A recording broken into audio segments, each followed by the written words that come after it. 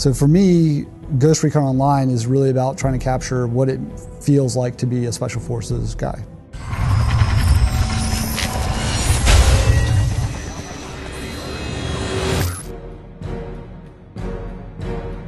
For Ghost Recon Online, we set out from the get-go to create a game that focuses on team play. And when I say focuses on team play, we as designers focus on making team play easy. So the goal we have in Ghost Recon Online is that it's easier and more beneficial to play as a team than it is to play as a lone wolf. And I think what we've achieved in Ghost Recon Online that is a bit different from everyone else is this whole idea of accessible team play. It's the feeling of playing in a team, the feeling you have from when you're coordinated with your teammates and you achieve something, but without actually having to go through the paces of quitting your job or skipping school, to be practicing with clanmates 24 hours a day, be coordinating and drawing maps on the board of how are you going to approach the map. How do you, the question we ask ourselves is how do we bring that feeling from people who played in really hardcore clans and make that accessible to anyone, whether they're jumping in for an hour or whether they're jumping in for the whole day. Each character class has 2 different abilities that they can switch between during the game. Each of these abilities has key strategic and tactical differences in how they can be applied. Some are more offensive, some are more defensive.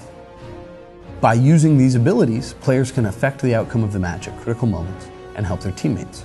Oftentimes, for example, the Assault character, one of his abilities is the Blitz Shield. He pulls this shield out, he runs, his exoskeleton powers up, and he runs very quickly with a great deal of force through enemy combatants, knocking them to the ground and temporarily disabling them. We've already seen in our closed beta that other players will fall in line behind that blitzing player and clean up the bowling pins he's knocked down.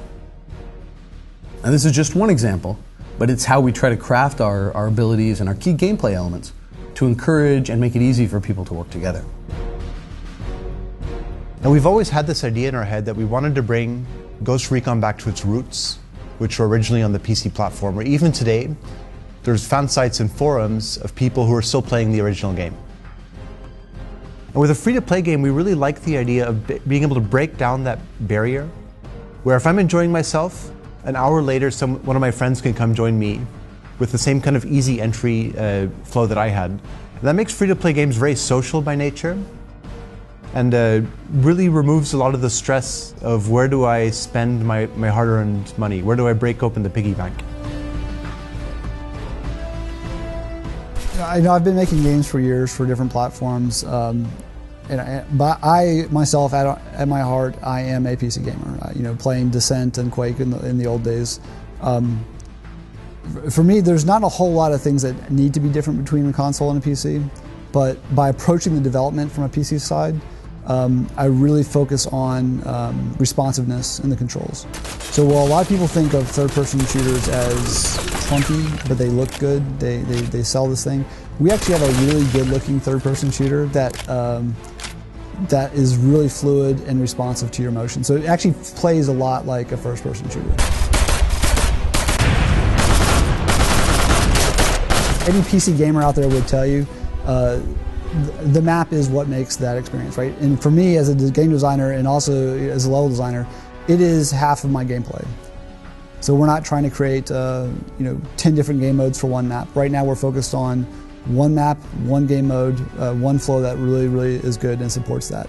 And I think that's a pretty big differentiator for us from lots of other games out there. They'll tout 22 different game modes and they'll have 6 maps and you play, and none of them necessarily play well.